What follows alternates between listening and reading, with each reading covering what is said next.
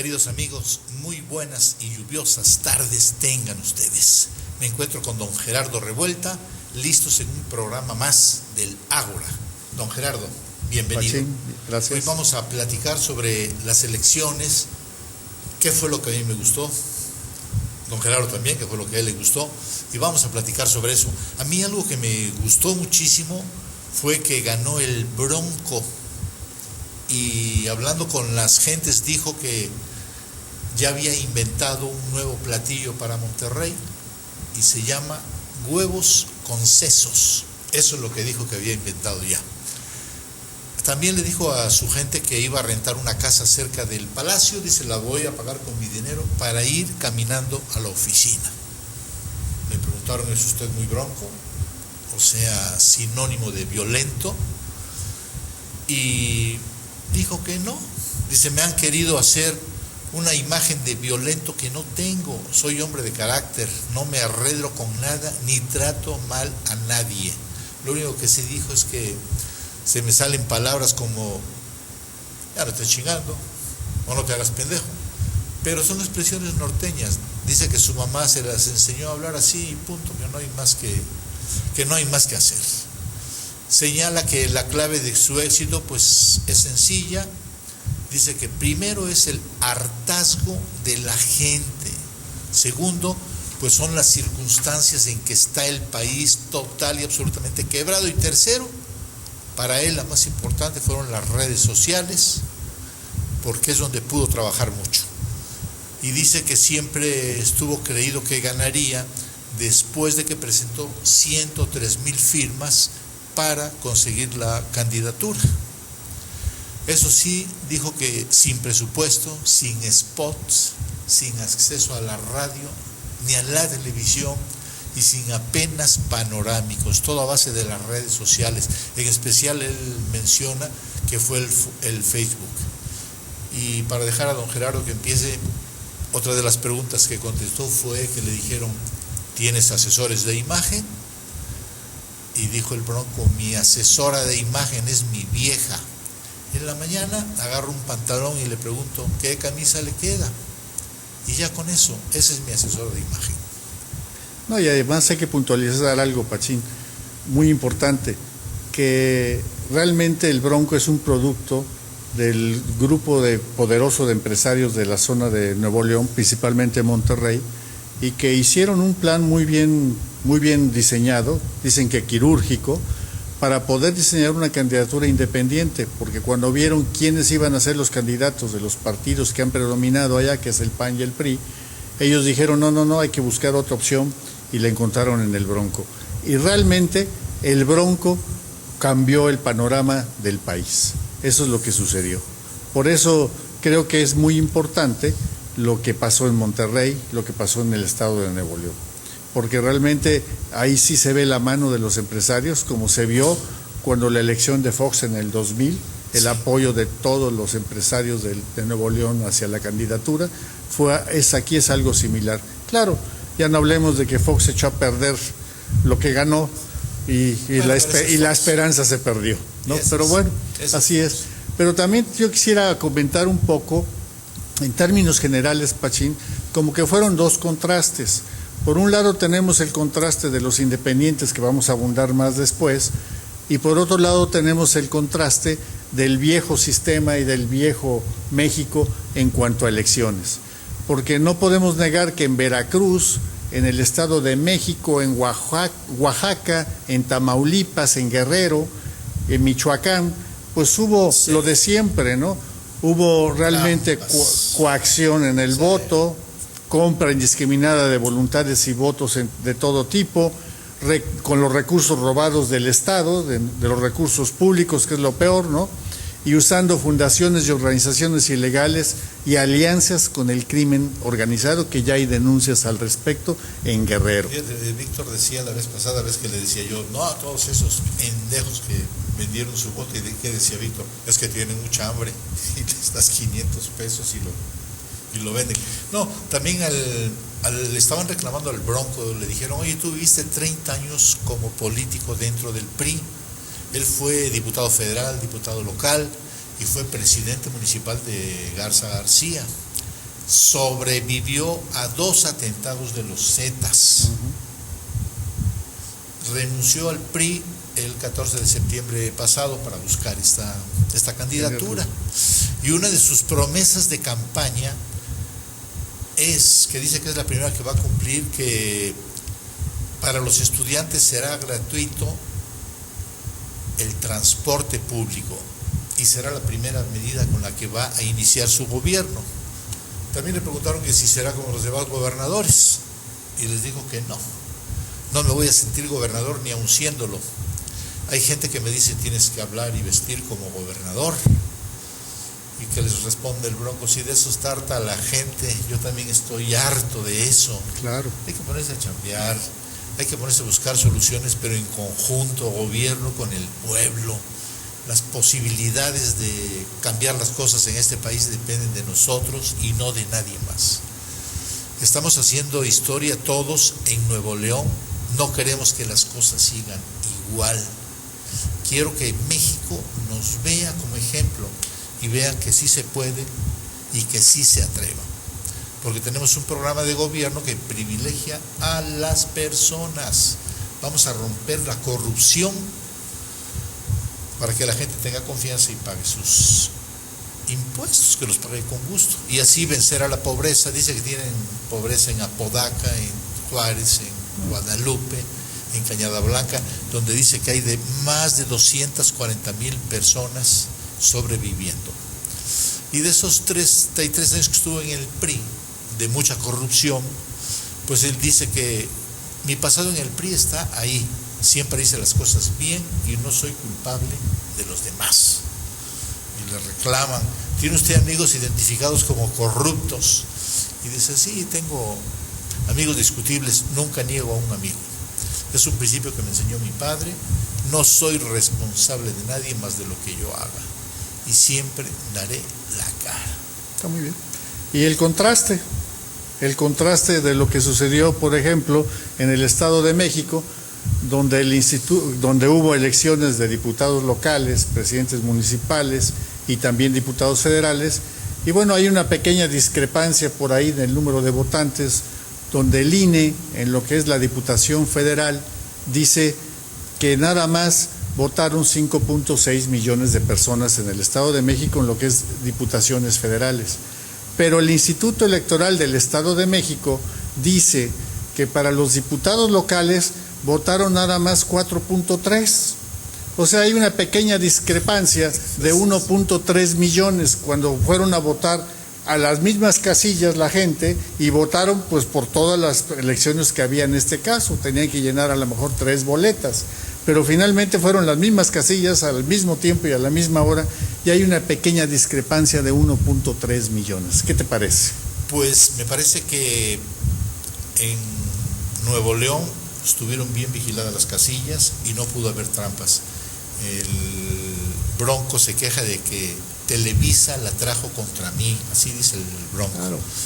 Dice que una semana antes un taxista, como él se metía mucho a las redes, le avisó y dice, recogía 3 personas de Televisa y uno dijo, ya tenemos el material para un fotomontaje del Bronco hablando con 3 zetas.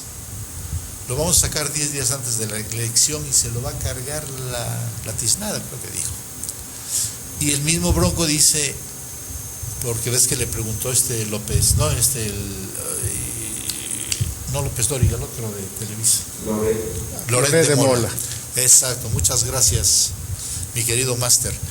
Le preguntó que si había hecho sus declaraciones de propiedades y dijo que sí, eso ya lo dijimos la vez pasada, que había declarado gallos, gallinas y muchos huevos que tenía. Esa fue su declaración. Y además les aviso de la hipoteca de mi casa porque todavía no tengo escrituras. No la he terminado de pagar. Bueno, pero si quieres te doy otro contraste. Adelante. En Oaxaca, por ejemplo, resulta que en la zona del Istmo, en lo que es Tehuantepec y Pinotepa Nacional, se anularon 103 casillas, bueno, no se anularon, se incendiaron 103 casillas por la gente que estuvo desatando la violencia, llámese maestros y otros grupos, y resulta que esas 103 casillas, ¿qué crees? En el cómputo de Oaxaca aparecieron en todas las 103 casillas que se quemó todo, ganó el PRI. No puede ser, Fidel Herrera Beltrán no hace esas cosas. No, ¿cómo no? Él fue el que hizo la alquimia en Oaxaca, porque él fue el delegado del PRI en Oaxaca para esas elecciones. O sea, alquimia quiere decir trampas, entonces. Creo, sí, o cochupo. O cochupo. O cochupo. Te voy a platicar un cochupo que nunca se me va a olvidar. Estando en la Cruz Roja en Córdoba, los directivos van a ver a la esposa de Fidel Herrera Beltrán, a la señora, y le piden una ambulancia y les regala una Renolita chiquitita ahí, que ha de haber costado como 80,000 pesos, y se la mandan toda pintarrajeada ahí de fidelidad y todas las jaladas que ponían estos zánganos. Pero ahí la ley en Cruz Roja es que tú donas un vehículo y lo tienen que pintar de blanco y le ponen Cruz Roja Mexicana, Delegación Córdoba. Y que ve a la señora que se había borrado la publicidad y que se llevan la ambulancia, que ni siquiera la pagó ella. No. Eso es robo, mano. A mí se me hizo que la soberbia. Soberbia, es una soberbia. Todavía no te quiero dar el nombre del presidente de la Cruz Roja, fue a ver a Fidel delante de la señora y le dijo, devuélveles la ambulancia. Ni madres, no se las doy. Muy grosera y muy soberbia. Por eso lo platico, porque era muy soberbia, para que no se le olvide a la gente, porque no es posible que estén las elecciones en Veracruz con tantas trampas como ha habido. No es posible. Y bueno, yo te quisiera platicar otro, no contraste, pero sí otras candidaturas que tuvieron su relativa importancia, a pesar de que no fueron tan impactantes como las del Bronco, ¿no? Que fue una gobernatura. Por ejemplo, en Guadalajara sucedió algo también medio anormal, por decirlo así, porque Enrique Alfaro, que no milita en ningún partido, pero que ha estado con la bandera de Movimiento Ciudadano, ganó la alcaldía y la ganó muy holgadamente. Pero no solo eso, él tiene un equipo y dicen que en esa zona es un fenómeno de cómo actúa y cómo hace las cosas, y el cuate con su equipo ganó 9 diputaciones locales de la zona metropolitana de Guadalajara. Entonces, y dicen que bueno, que el cuate no tiene ninguna ideología con ningún partido, él lo usa en la bandera de Movimiento Ciudadano, pero realmente en el fondo es un independiente, porque él no está afiliado a ningún partido.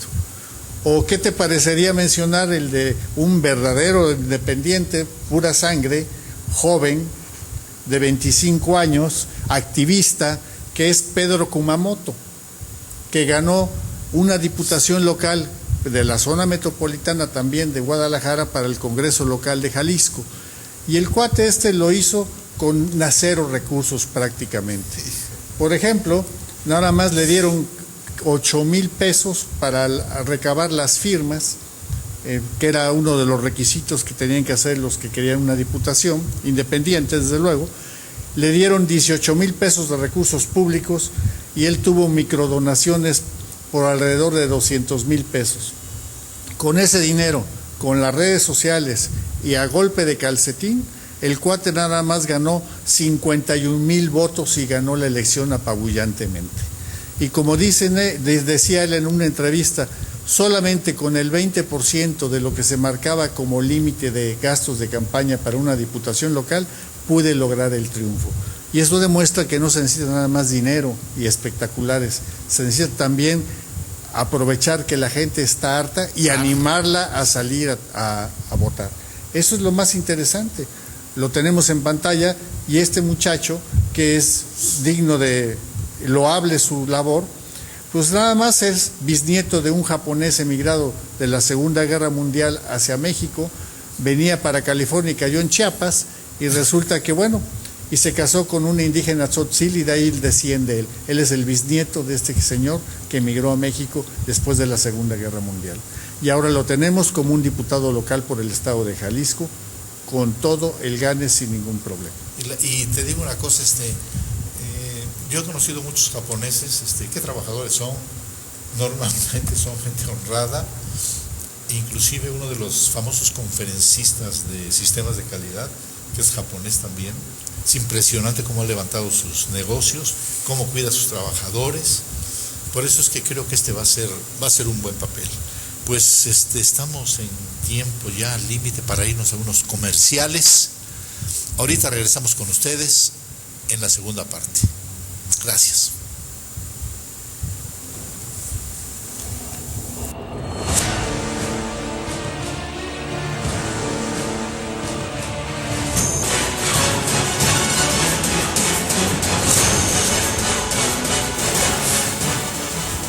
Pues mis queridos amigos, vamos con la segunda parte.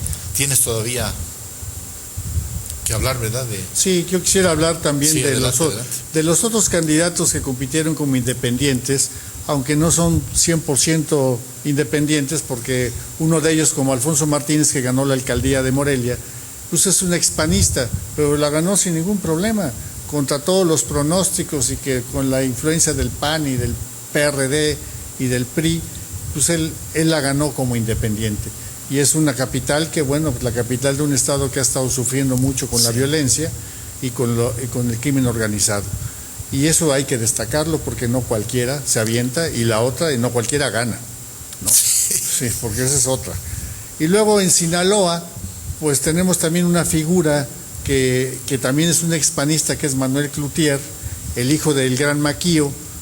Aquel, hay que recordar, Maquío fue, bueno, yo digo que asesinado en un accidente, entre comillas, en la época de Carlos Salinas, así de es, Gortari, por una de las mafias. mafias. Salinas Así estaba es. canijo, mano, adelante. Nada más le aventaron en la carretera un tráiler, Sí. a su vehículo. Entonces, bueno, aparentemente fue un accidente, entre comillas, ¿no? Sí, que no se lo cree nadie. Pero ¿verdad? vaya, él sí realmente era un tipo que salía a la calle, se manifestaba, hacía resistencia pacífica y civil, y traía locos a los del gobierno priista en aquella época. Y Echeverría le quitó la distribución de los camiones Dina, que eran fabricados por el gobierno, se los quitó. O sea, era una porquería ese presidente de Luis Echeverría Álvarez, que chifla a su maustar. Entonces, bueno, es de destacar también lo de Manuel Cloutier, porque él fue uno de los también que trató legalmente de, cuando no existían las candidaturas independientes, trató legalmente de que sí se les hicieran válido, en base a que la Constitución es un derecho que tenemos de votar y ser votados. Entonces, bueno, en base a eso ellos trataron, pero finalmente la presión del voto nulo del 2009 y lo que sucedió también después, pues, por eso tenemos ya candidaturas independientes. Claro, candidaturas independientes que, como dice el mismo Cloutier, es más difícil ser un candidato independiente que hacer un partido político. Eso lo ha declarado públicamente muchas veces, porque él lo sufrió, igual que el Bronco, igual que Kumamoto, igual que Martínez, igual que todos ellos, ¿no? Lo que pasa es que ya cuando presentan sus candidaturas, ya con la cantidad de firmantes que tienen, van muy adelantados ya, o sea, se va a dar cuenta la Cámara de Diputados, ahorita el PRI se va a dar cuenta y va a empezar a cambiar la forma de las candidaturas independientes. Sí, que es algo que para mí, Pachín, debemos de pelear los ciudadanos, porque si nosotros no tenemos la alternativa de algo más de los partidos que tenemos en este país, que no son más que parte de la partidocracia, porque si todos hacen los mismos cochupos, todos no quieren dejar el poder, o todos aspiran, o los chiquitos se vuelven comparsa de los grandes, pero finalmente es la misma gata pero revolcada. Sí, acuérdate que yo les dije, en la Cámara de Diputados, todas las bolas de porquerías que autorizó el presidente de cambios de ley fueron votados por el PRI, por el PAN, por el PRD y por el Verde Ecologista. Así y hasta es. les dije, no vayan a votar por esos partidos que son los que nos están partiendo el hocico. ¿Cómo ves si quieres hablar de algún otro partido o nos vamos con la segunda vuelta, como tú digas? Pues yo nada más quiero mencionar, porque se merece la mención honorífica del cochupo, el Partido Verde. Entonces, lo más triste de todo esto es que el Partido Verde persistentemente violó la ley durante todas estas elecciones desde antes y durante el mismo día de las elecciones con los famosos tweets. Y sin embargo, pues el INE, el Tribunal Electoral, lo dejaron vivo. Pero la razón es de fondo. Por eso para mí no es ni confiable el INE ni confiable el Tribunal Electoral. ¿Por qué? Porque protegieron al PRI. ¿Y por qué lo protegieron? Porque veían que el PRI podía bajar en su votación, entonces lo que hizo el PRI fue una estrategia con el Verde. Metió la mitad de las candidaturas de los 300 distritos, las ponía el Verde, y la otra mitad las ponía el PRI. Y con eso aseguraron, más todo el cochupo de la publicidad engañosa, de todo lo que hicieron coludidos con la televisión, etcétera. Entonces, bueno, lo que pasó es que el Verde, con lo que ganó, que no subió mucho en porcentaje, sí, pero sí saltó de 25 curules que tiene en esta legislatura, va a saltar casi a 47, que eso es lo que le da la tranquilidad y la mayoría al PRI. Eso será, para mí había que mencionarlo, porque eso ha sido el colmo del cochupo. Bueno, yo quiero mencionar, fuera de todo esto, algo que siempre he estado mencionándoles, así como el INE no es fiable, lo vimos que no es fiable, no es fiable. Chifle a su Mauser, así exactamente es el Instituto Nacional para la Evaluación de los Maestros, no es fiable, por eso los maestros no lo quieren. Los maestros serán todo lo que tú quieras, todos los defectos que quieran, pero están peleando que no quieren ese examinador, porque va a ser la misma trampa. Nada más, eso era todo. Eso era todo, no, es la misma porquería. Todo lo que hace el gobierno es una porquería. Pero estábamos viendo, regresando a las elecciones, en todo el mundo ya para legalizar una elección, sobre todo a presidente de la República o gobernadores o alcaldes, que son los mandos cercas que nosotros tenemos, siempre hay una segunda vuelta. O sea, hay 4, 5, 6 candidatos y los 2 primeros tienen que volver a pelear. Si no obtienen más del 50%. Sí, si no tiene más del 50%. No, sí, así un candidato sacó, como el Bronco, que sacó casi el 50%. En la primera. En la primera, sí. Así es. Ese ya estaba libre. Entonces, si no llegó al 50% algún candidato, tiene que volver a pelear 2 candidatos y entonces la gente ahí decide por quién de los 2 se va. Y es más justo, sí, ese asunto ya, esa elección. Sí. Y el colmo es que lo tenemos en casi todos los países de Sudamérica y algunos de Centroamérica. Sí, y en Europa. La segunda vuelta existe. ¿Por qué? Porque tiene que legalizarse. El que gana tiene que tener mayoría, no minoría como lo tenemos acá, y luego lo haremos de eso. Pero debe de tener mayoría. Entonces, sí, como Peña Nieto, que tendrá en porcentaje un 15%. Así es. Así es. Y no se espanten, porque realmente esta propuesta no implica mayor costo. No. Así, bueno, no es, aquí es real, no como lo que nos dijeron, que la última reforma electoral iba a hacer que se abarataran las elecciones. ¿Y qué creen? Pues la que acabamos de tener el 7 de junio ha sido la más costosa en la historia de las elecciones en México. O sea, ¿cuál abaratar? Todo es cochupo. Entonces te digo que eso es lo importante, porque en la misma vuelta, en la misma votación, se ponen las papeletas para una segunda vuelta. En caso de que no gane uno, tiene uno una opción de marcar por quién te irías. Sí. En otros países sí hacen una segunda votación, porque también depende de cuántos candidatos haya, y hacen una segunda vuelta, creo que al mes o mes y medio, en lo cual obliga a que los partidos busquen, o los candidatos, en este caso independientes, que ya tenemos algunos en México, busquen la mayoría y hacer alianzas. Eso es lo que, y consensos. Entonces, bueno, es lo que se busca, que el que gane con el consenso de la mayoría, no de una minoría. Bueno, mi querido Gerardo, yo quisiera hacerte una pregunta. Tú estás en el PAN, yo sé que no tapas a ningún sinvergüenza del PAN, también estoy de acuerdo contigo, pero eso quiero preguntarte. Como ya terminaron estas elecciones, ya empiezan los borlotes para las próximas elecciones a la presidencia de la República, faltan 3 años y ya anda la gente destapada, como si ya el tarado hubiera terminado ya su presidencia. Anaya está por el PAN. Bueno, hablando de eso, hay quien dice que ya en 3 años ya se acabó el programa de los 6 Peña Nieto, que ya no sabe qué hacer para los próximos 3. No. Así está el asunto. No te puedo contar un chiste que me contaron porque está grueso para aquí, pero bueno, tú conoces a Anaya, y Margarita, la esposa de Felipe Calderón, se quiere lanzar a la presidencia, a Los Pinos.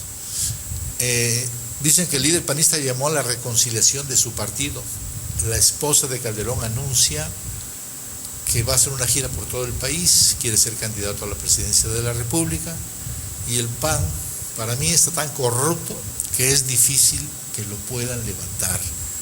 ¿Qué opinaría usted, mi señor, sobre eso? Pues mira, Mira, Pachín, yo efectivamente todavía soy militante panista y como le decía yo a algunos que le soy como la piedra en el zapato Sí. dentro del partido, me decía que por qué no me salía yo del partido. Le dije que no, que yo con el partido no tengo problema. Yo entré al PAN por sus principios y por su doctrina, no por la bola de dirigentes y políticos corruptos del PAN que ahora son los que lo manejan. Y eso es lo que lucha uno internamente. Yo lo que veo es que lo que decía un pariente mío hace mucho tiempo, en el PAN va a ganar el que haga el mejor cochupo, porque todo está dividido. Hay grupos, todo está en grupos, como en todos los demás partidos, pero en este es muy notorio, ¿sí? Entonces aquí resulta que el que va a ganar la presidencia del PAN, pues va a ser el que haga el mejor cochupo, porque todo está, a pesar de la aparente democracia interna que tenemos, todo está amañado, porque los que encabezan los grupos son los que manejan la militancia y las afiliaciones, que muchos de ellos ni les interesa el PAN, pero los hacen masivamente, hacen el cochupo y hacen la democracia entre comillas para que ganen los candidatos que ellos quieren. Bueno, entonces, eso es lo que va a pasar. Ahora sí, cochupo mata cochupo. Cochupo mata cochupo. En el periódico en Córdoba lo tengo guardado por si hay alguna reclamación.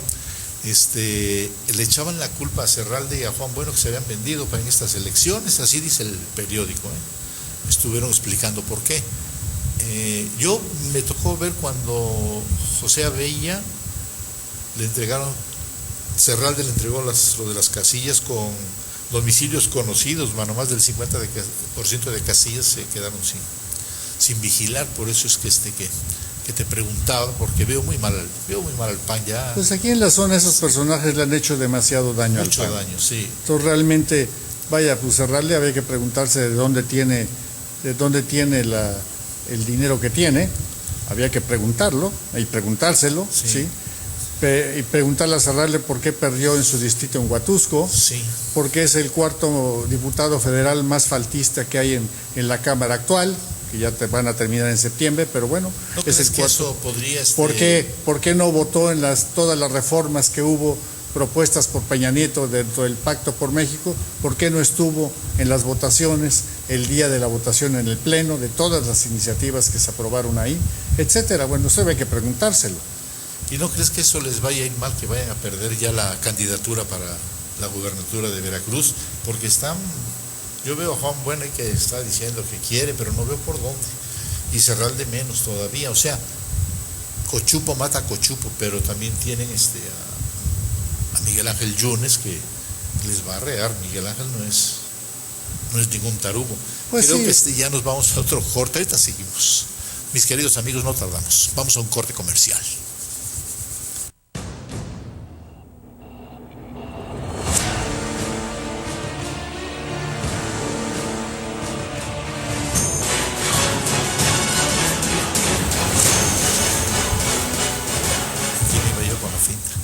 Bueno, pues vamos con nuestra tercera parte, seguimos hablando de elecciones, ya pasaron, pero hay unas sorpresas tremendas, sobre todo con Morena, que nadie daba un cuarto de centavo por Morena, y tenemos que Ricardo Monreal, el abanderado de Morena ya en el Distrito Federal, logró una de las 5 delegaciones, tal vez la más importante, y ya se habla como un posible candidato en el gobierno del Distrito Federal para el 2018, un posible candidato. Además dijo él que hará una consulta de revocación de mandato a los 18 meses de su gestión. Ojalá y lo haga, porque luego prometen y no cumplen, mano. No, y como lo que también hay un audio por ahí, y un audio de una grabación de una conferencia telefónica en la cual Monreal estaba hablando con un subordinado de cómo iban a planchar y aparentar la cuenta del gasto de la elección. Yo la verdad, mira, yo no creo mucho en ellos. Para mí el PRD es una decisión del PRI y ahora Morena es una decisión del PRD. Y finalmente, como te decía yo, pues el que haga el mejor cochupo. Bejarano los apoyó con todas sus huestes, sí, que son todos los ambulantes, todos los que tenemos de los combis y de todos los taxistas y todas esas mafias que hay en el Distrito Federal. Entonces realmente ganaron en algunos lugares por eso, porque se voltearon las del PRD, todos estos operadores, que masifican mucho, Sí. y que usaron todos los programas sociales de los gobiernos del Distrito Federal para controlar gente, y bueno, y eso es lo que ha pasado, ¿no? López Obrador le sacó más raja, tuvo más operadores del PRD que se pasaron de su lado, que tenían los puntos claves, y eso fue lo que permitió, ¿no? Pero bueno, finalmente lo que ha pasado ahora en el DF es que sí, efectivamente, ahora se divide el poder. Morena también en la Asamblea Legislativa tiene un buen de diputados, ¿no? Y se fortaleció. Y la otra es la que comentábamos ahorita, fuera del aire, lo de Xóchitl Gálvez, sí, ¿no? Que también es una que ganó por el PAN, pero también hay que aclarar, ella no es militante del PAN, nunca lo ha sido, ¿no? Sí, a mí también me gusta ella, y me gusta la que perdió Josefina Vázquez Mota. También se me hacía una gente muy derecha, que ya una vez que empieza a escarbar ahí dentro de la política, eso es una verdadera porquería lo que te vas encontrando. Y lo que decías tú hace rato del Partido Verde Ecologista, que violó la ley y el INE se lo permite. Claro. Quiere decir que estas han sido las elecciones más cochinas de la historia. Mira, en el caso de Xóchitl Gálvez ya la habían bajado de la candidatura porque el Instituto Electoral del Distrito Federal dijo que no tenía la credencial la impugnaron los del PRD, y que no tenía la credencial de elector con un domicilio en la delegación que ganó. Y bueno, ella se fue al Tribunal Electoral y afortunadamente con las pruebas y con los argumentos la recuperó. Eso le hizo perder tiempo de campaña, sí, y por eso muchos no apostaban mucho por ella. Pero sí, es un estilo bronco ella habla igual que el Bronco.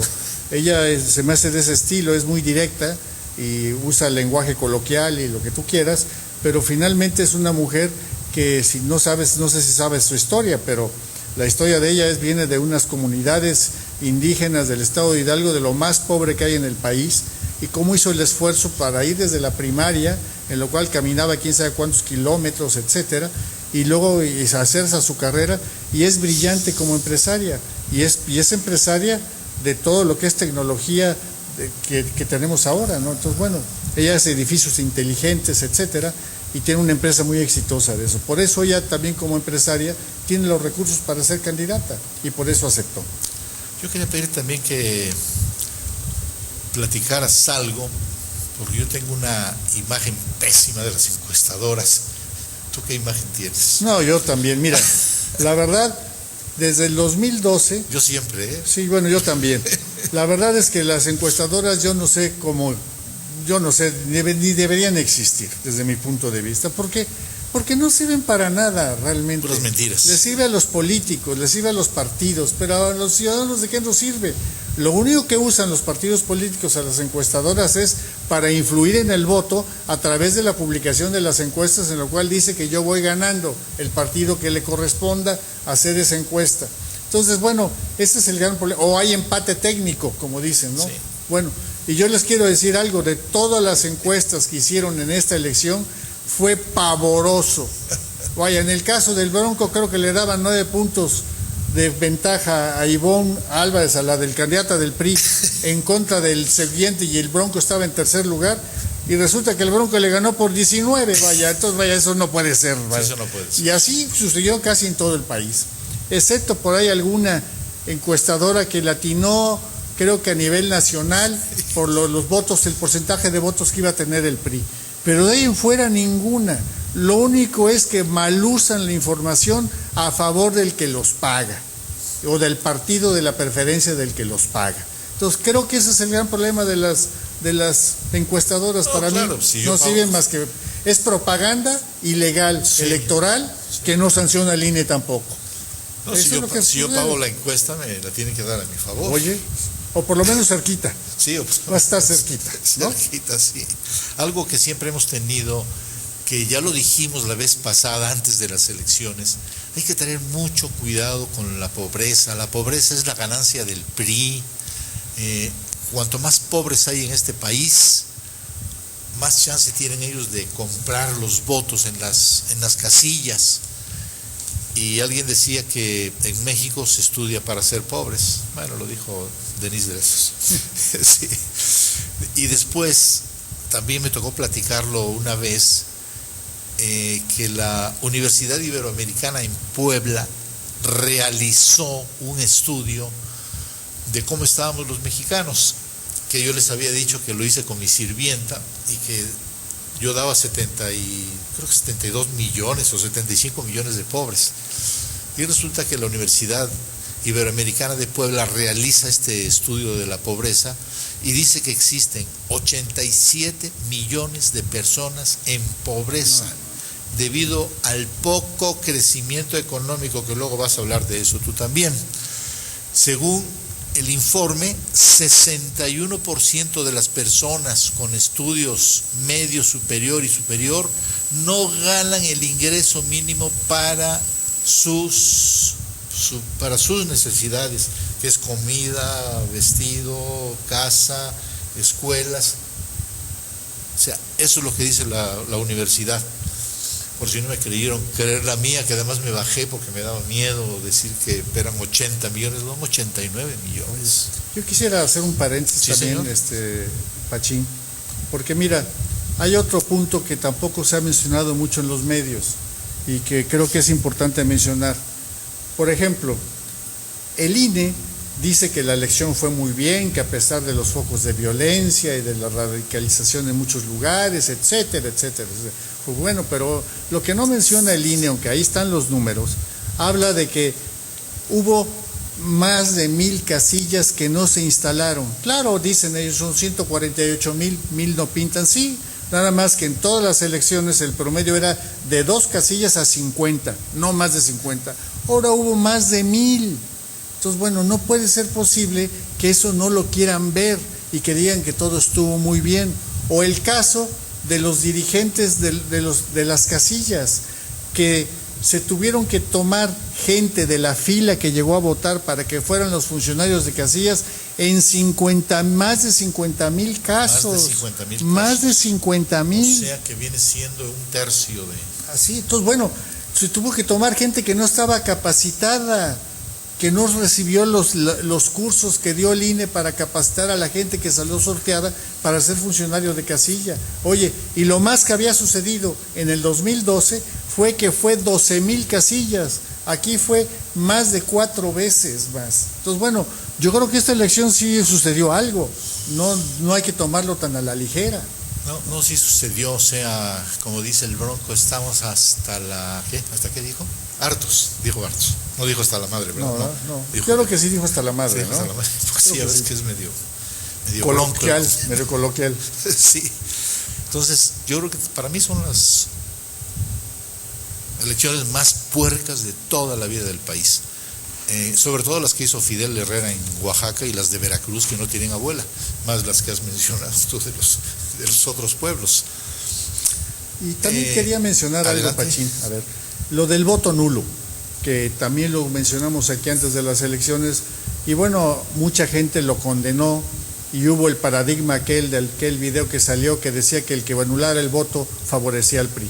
Bueno, pues yo lo que hice fue un análisis de las cifras, con algunos ejemplos del voto nulo, y resulta, bueno, pues sí, el voto nulo se redujo del 6% al 5%. Los analistas que ven más a fondo que uno esto, dicen que eso pudo haber sido también porque hubo algunas candidaturas independientes, bueno, hubo, y eso animó un poco a la gente para salir a votar fuera del esquema. Entonces eso hay que tomarlo en cuenta. Por otro lado, por ejemplo, en el caso del Bronco en Nuevo León, no favoreció al PRI que el voto nulo se redujo en Nuevo León, se redujo del 3.2 al 2.5%, Sí. que es abajo de la media nacional, que fue de 5 puntos y fracción en estas elecciones. Entonces, bueno, ¿pero por qué? Porque fue por el fenómeno de la candidatura independiente del Bronco. No favoreció al PRI, desde luego. El PRI no pintó en esta elección, ¿no? O también en el caso de Enrique Alfaro, el que ganó la alcaldía de Guadalajara, donde se redujo del 5.1 que tuvo Jalisco en la anterior elección al 3% solamente de voto nulo, porque la gente salió a votar por él. Esa es la realidad. Entonces, bueno, son casos emblemáticos que efectivamente Ahí es donde está el asunto. Que valen y que te da Sí. la muestra de que Sí. los candidatos independientes la están haciendo bien. En el DF también sucedió, paradójicamente, gana el PRI donde el voto nulo fue más bajo. Entonces, bueno, y pierde el PRI donde el voto nulo fue más alto. Entonces, bueno, es inversa realmente la proporción. O aquí en Veracruz, que tuvimos un promedio de 5.02% de voto nulo, pero el PRI ganó 17 de los 21 distritos. Entonces, bueno, yo no veo dónde está el efecto a favor del PRI del voto nulo. Entonces, y la otra, el voto nulo no es para que lo hagamos permanentemente, es mientras no tengamos verdaderas opciones de gente que quiera llegar a gobernar en bien de los ciudadanos, esos y honrados y que sepan hacer su chamba. Son escasos. Todos llegan a ver que se van a robar. Todos. Yo no te quiero decir dónde tomé clases, pero así nos decían, no se hagan locos, aquí venimos a robar. Se me quedó muy grabado y lástima que no pude grabar esa conversación, pero nos tenemos que ir a un corte comercial que se nos estaba yendo ya el tiempo otra vez. Muy bien. Gracias a nuestro máster que nos vino a avisar, ya se nos estaba yendo. Regresamos, amigos.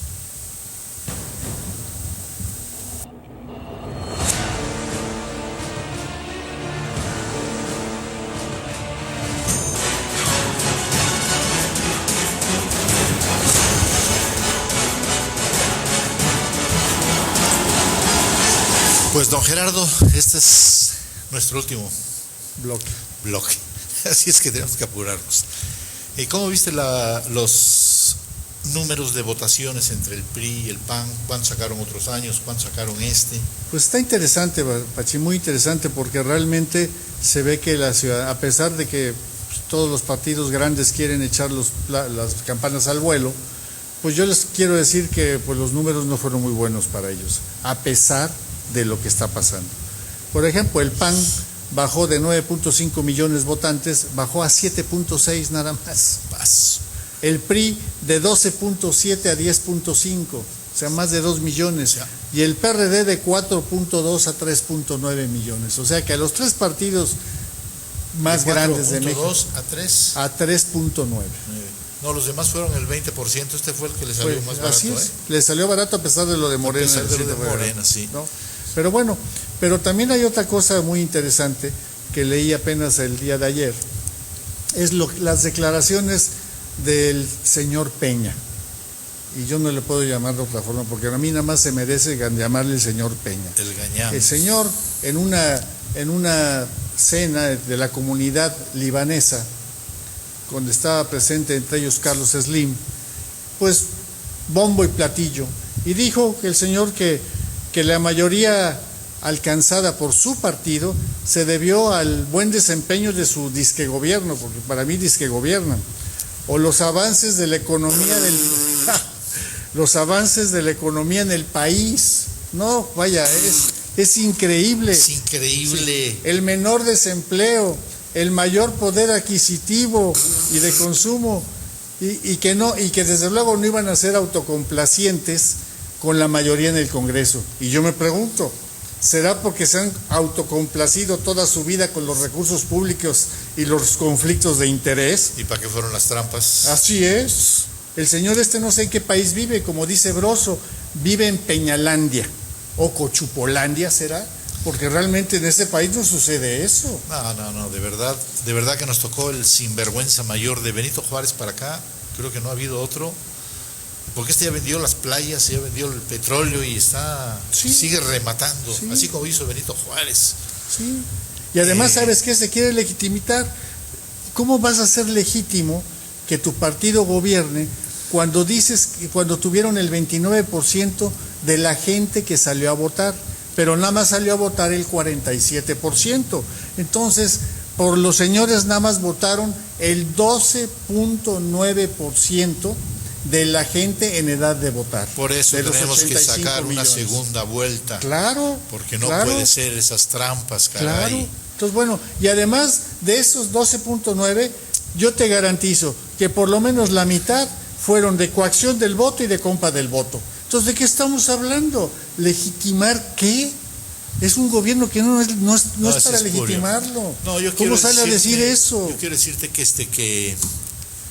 que este atarantado lo manda el Fondo Monetario Internacional, es el que lo tiene bien agarrado y obedece y hace lo que le dice el Fondo Monetario Internacional. Te voy a contar lo que estuve viendo en la televisión en España, que el Fondo Monetario Internacional le pide a España subir el IVA, reducir el gasto en educación, en salud pública y aboga por abaratar el despido. O sea que si tú te quedas sin trabajo ya no te van a dar tu lana por desempleado. Y dicen ellos que la economía española crecerá un 3% en el 2015. Eso lo dice la judeo-masonería de Wall Street. El fondo recomienda aumentar los impuestos especiales y gravámenes ambientales y a ir eliminando el tipo reducido que se aplica a algunos productos básicos que tienen ciertas cuotas más bajas. No obstante, el organismo el Fondo Monetario, reclama que se siga con las reformas iniciadas y que las alzas salariales se ajusten, que no haya tanto dispendio en alzas salariales. Bueno, pues en Grecia le están pidiendo ahorita los acreedores de la Comunidad Económica Europea que tiene que bajar o de quitar del presupuesto el sistema de pensiones. Es que imagínate, ya la comunidad la económica, gente que ya se jubiló. Sí, pero ya la Comunidad Económica Europea también ya la domina el Fondo Monetario Internacional, porque además, ¿sabes qué reclama también el Fondo Monetario Internacional? Reclama más apoyo a la banca con bajos tipos de interés del dinero que les da el gobierno. Y pues yo quiero decirles que ya lo hablamos una vez, que qué bueno que existe el BRICS, que es el otro grupo que tiene un banco muy fuerte, es Rusia, China y esos países. África, Brasil. Y Brasil, que están abaratando ya el dinero. Qué bueno que ya les salió. Y ya platicaremos otro día de esto, porque están amenazándose los dos, Rusia y Estados Unidos, ya empiezan, y China también ya empieza a amenazar a Estados Unidos. Entonces, parte de las porquerías que tenemos en este país se las ordena a Peña Nieto el Fondo Monetario Internacional, y no tienen los tenates para decir: señores, no voy a importar alta fructuosa porque se me están muriendo de hambre los campesinos. O sea que nuestros senadores valen sorbete. Yo entrevisté a un senador y le dije eso: ¿por qué no pares la entrada de alta fructuosa? Es que tenemos el Tratado de Libre Comercio. Pero si no lo cumplen los gringos. Claro. Pero es que son muy fuertes y muy pesados. Mándalos a volar y levanta a tus campesinos que se te están muriendo de hambre. Es que sabes qué, Pachín, la economía mexicana, todo está basado en todo lo que exportamos ahora, y que le vendemos el 80% de las exportaciones es para Estados Unidos. Si seguimos construyendo una economía pensando en que los gringos nos van a comprar todo lo que nosotros queramos, estamos mal. Sí. Tenemos que diversificar los mercados. Yo entiendo que es el cliente natural, yo entiendo que es el país consumidor por excelencia del mundo, pero lo que tenemos que ver es también abrir y diversificar los mercados.